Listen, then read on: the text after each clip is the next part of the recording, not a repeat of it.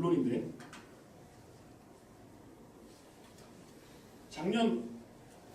재작년 가을에 북경에서 전산 언어학대회, 국제 전산 언어학대회라고 열렸었는데, 그때 이제 존스홉킨스 대학에 있는 스몰렌스키라는 언어학자가 키노트 스피치를 했는데 그 제목이 되게 웃겨요. 딥러닝의 시대에 이론 언어학은 이제 끝장난 거냐? 딥러닝의 특징이 뭐냐면 인간이 다루는 심볼들을 안 쓰거든요. 그 속에서. 제가 사전을 만들어서 번역기 만들 때는 사전은 사람이 봐도 되고 컴퓨터가 봐도 되는 거예요. 그러니까 사람이 언어를 처리하는 그 방법대로 컴퓨터한테 그대로 가르쳐 줄 건데, 딥러닝에서는 사람이 쓰는 노테이션 등장을 안 하거든요. 엄밀하게 말하면 그 구글에서 만든 텐서플로우라는 말처럼 텐서가 2차원 이상의 매트릭스를 텐서라고 하는데, 선형 행렬 배우잖아요. 행렬. 숫자들이 가로세로 있는 거. 그게 뭐냐면 뉴럴 네트워크와 뉴럴 네트워크를 연결하는 그 웨이트의 집합이에요. 사실 데이터도 그 행렬로 들어가고 그 웨이트들을 자동으로 계산을 해서 추상화시켜가지고 속성들을 잡아내는 건데요. 인간이 알아볼 수 있는 심볼로 그 피처들을 규정하겠다고 하는 것 자체가 틀린 거라고요. 누가 피카소가 너무 존경스러워서 파블로 피카소가 살아있을 때 찾아가서 피카소 선생님, 당신이 어떻게 하면 그림 그린 방법에 대해서 말로 좀 설명 좀 해줘. 그러면 피카소가 자기가 그림 그릴 수 있는 거에 구체적인 피처에 10%도 얘기를 못할 거예요. 그건 감각적인 겁니다. 언어하고 관계가 없는 문제들이 있단 말이에요. 근데 그 피카소 그림을 딥러닝으로 학습시키면 피카소 흉내를 막 낸단 말이에요. 그거는 잡아내는데, 스몰렌스키의 결론이 뭐냐면, 그래서 자기가 전통적으로 해오던 게 매크로 시멘틱스다. 우리가 종합영화에 나오듯이 주부술부로 나눠서 그림을 그려가지고 이건 단어, 이건 형용사 이런 식으로 설명하는 게 그게 전통적인 언어학이었다면, 지금은 텐서플로우라는 툴의 이름처럼 그 텐서로서 그걸 이제 공학하시는 분들 들어봤겠지만 이너 프로덕트, 아우터 프로덕트 그다음에 이제 아이겐 벡터 이런 말이 나오는데, 그런 벡터들로 얘기될 수 있는 거를 마이크로 시멘틱스라고 한다. 이제 인간은 매크로 시멘틱스의 시대가 전부고 마이크로 시멘틱스의 세계로 이행을 한 거다. 이게 이제 그 사람의 결론인데요. 이게 굉장히 의미심장해요. 그러니까 원래 제목이 왜 이제 교육이나 뭐 이런 얘기가 나오냐면, 이제는 그 마이크로 시멘틱스를 잡아내는 사람들이 가장 대접받고, 그 전통적인 컴퓨터 공학하고도 또 틀려요. 그러니까 인공지능을 개발한다는 것은 단순한 엔지니어링의 싸움이 아니에요.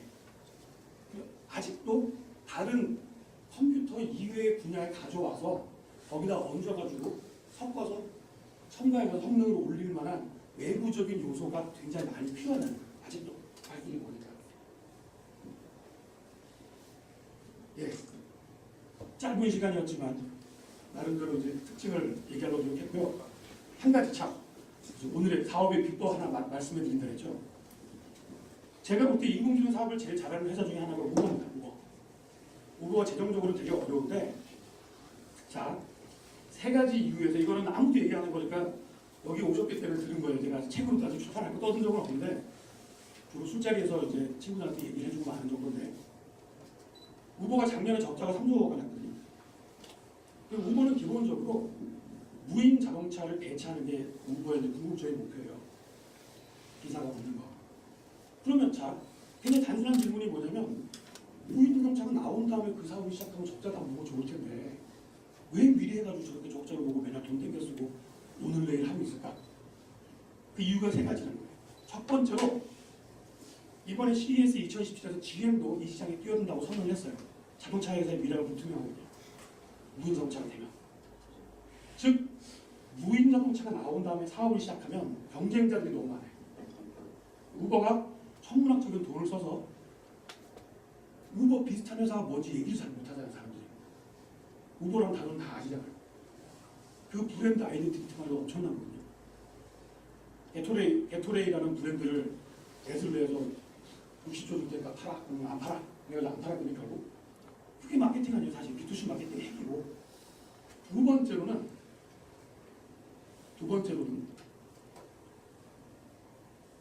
데이터. 사람이 운전한 걸 지금 배치한 데이터가 있거든요. 우버한테.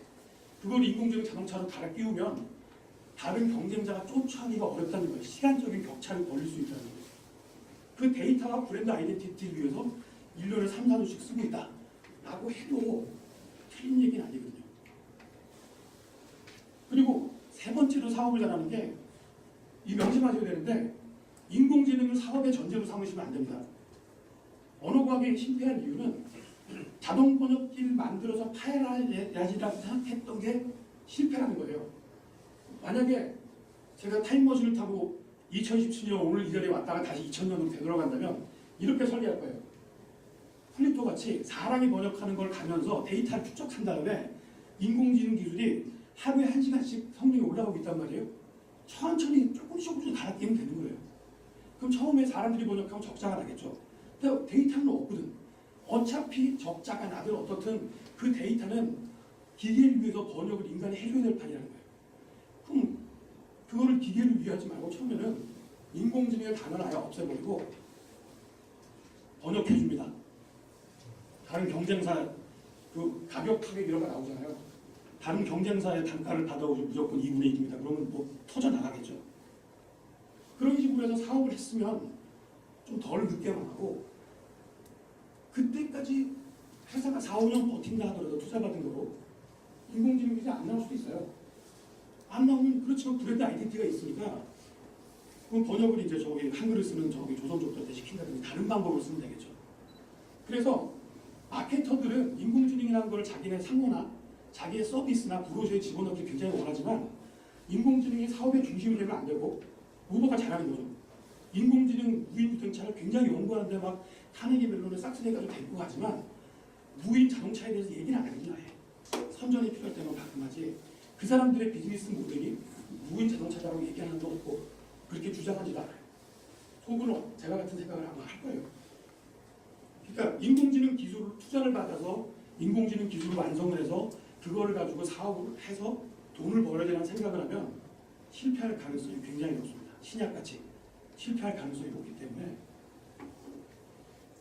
한 가지 용기를 내셔야 될 거는, 지금 풀리지 않는 문제가 지금의 속도대로 논문이 쏟아지면, 작년 12월 달에 바르셀로나에서 한 30년의 역사를 자랑하는 뉴럴 네트워크 학회가 있는데, 원래는 아까 모든 인공지능 연구자들을 거짓말한다 시절에는 300명 정도 왔어요. 진짜 다축적인 분위기인데, 그래서 오픈소스가 다 돈이 없잖아요. 국가 과제로도 못 와요. 국가 과제가 없으니까 인공지능 연구자들이. 대학원생 참가비 20만 원, 교수 30만 원 일주일인데, 작년에 바르셀로나 몇 명 왔을까요? 6,000명. 내년은 더 6,000명도 너무 많아서 감당이 안 돼가지고 컷오프를 30년 역사상 최초의 컷오프.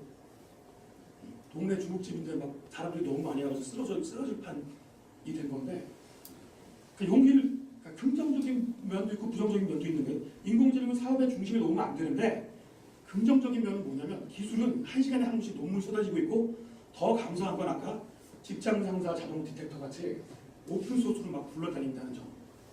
그러니까 인공지능 사업을 먼저 시작하세요. 다음 걸고. 그리고 그걸 수동 서비스로 먼저 하면서 인공지능 기술 개발을 한다.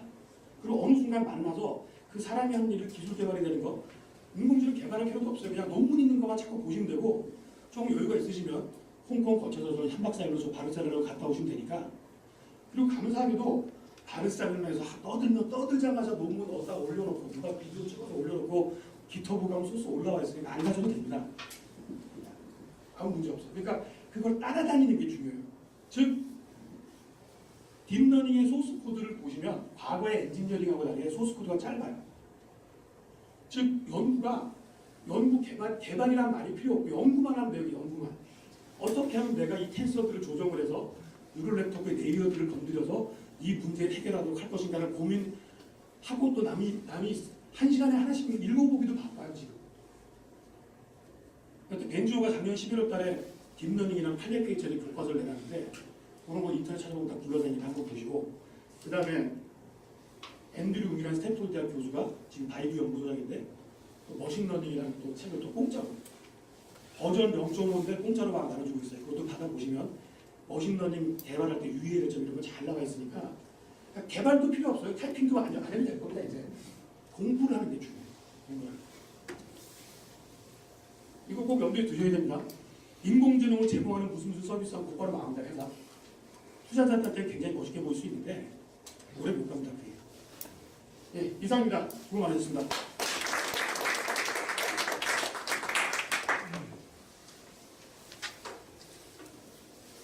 간단하게 혹시 Q&A 시간을 갖겠습니다. 교수님께 질문 있으신가요?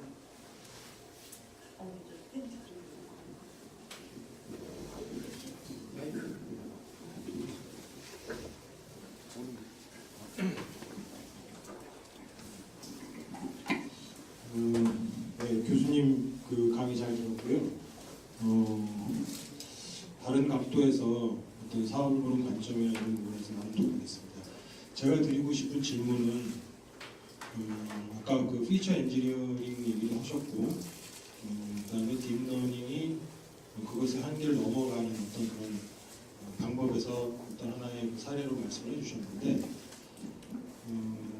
인공지능이나 뭐 딥러닝이나 이런 거에 있어서 실용화하고 사업화하는 과정에서 가장 큰 걸림돌은 데이터가 없다는 게 아닌가 싶어요. 이건 왜 제가 말씀드리냐면 저희도 IoT 사업을 하는데 저희가 적용한 영역은 소위 스마트 양식이라 해가지고 물고기가 지금 제대로 잘 크고 있는지 이것을 센싱이라는 방식을 통해 가지고 판단을 합니다. 그야말로 피처 엔지니어링인데요.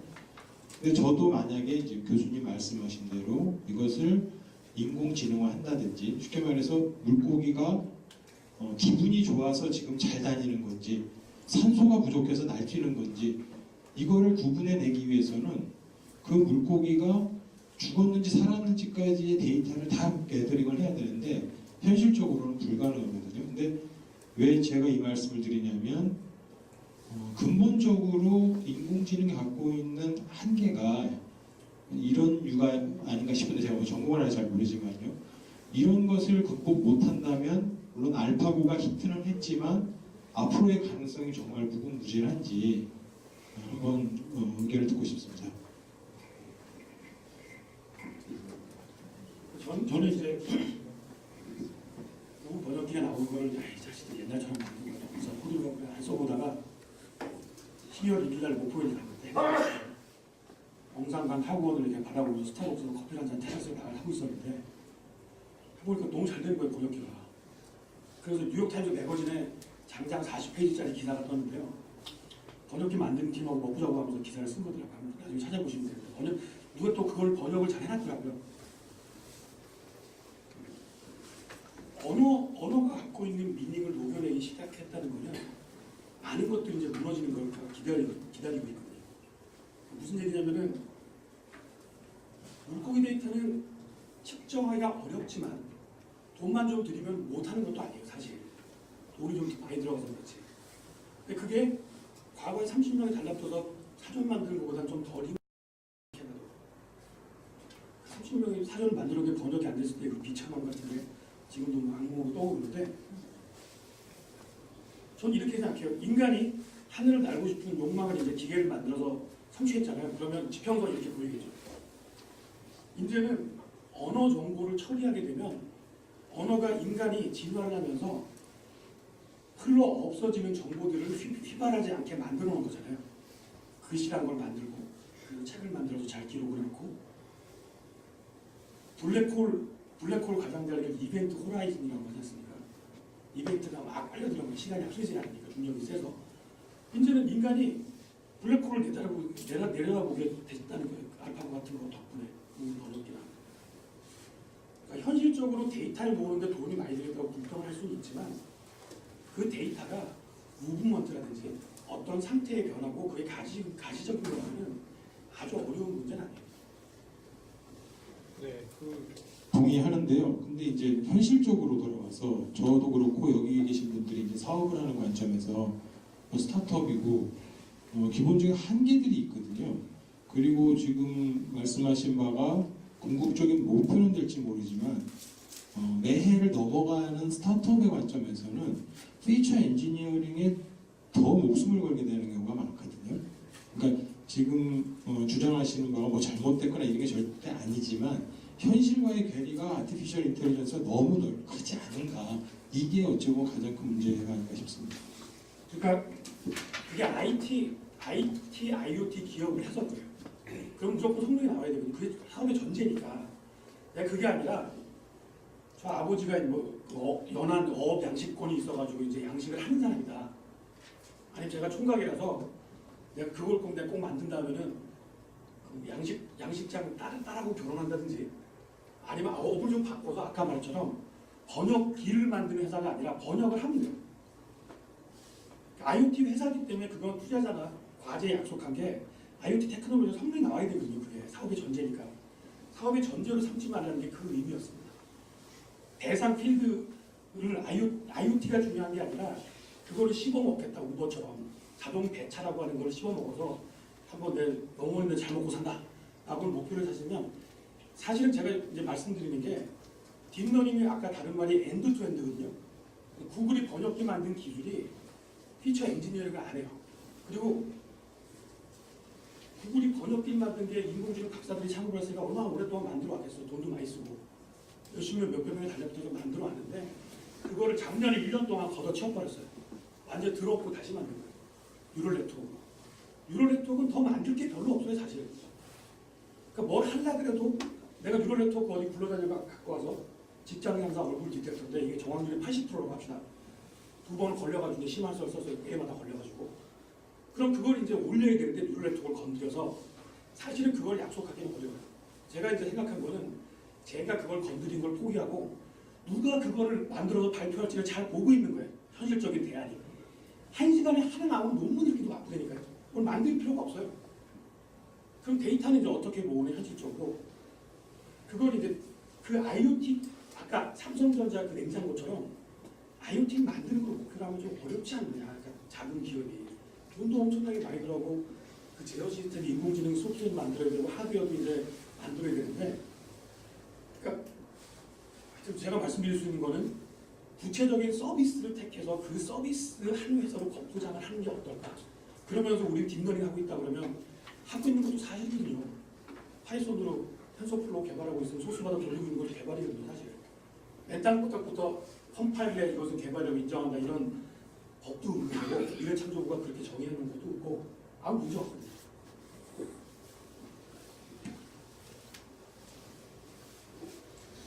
네, 안녕하십니까. 네, 오늘 인공지능의 가능성과 한계를 잘 버무려 주셔서 잘 설명해 주셔서 이해가 쉬웠고요. 기반 기술도 필요하다는 말씀 무척 도움이 된 것 같습니다. 저는 인간과 비슷한 동물적인 로봇을 만드는 것에 대해서 관심이 많은데요.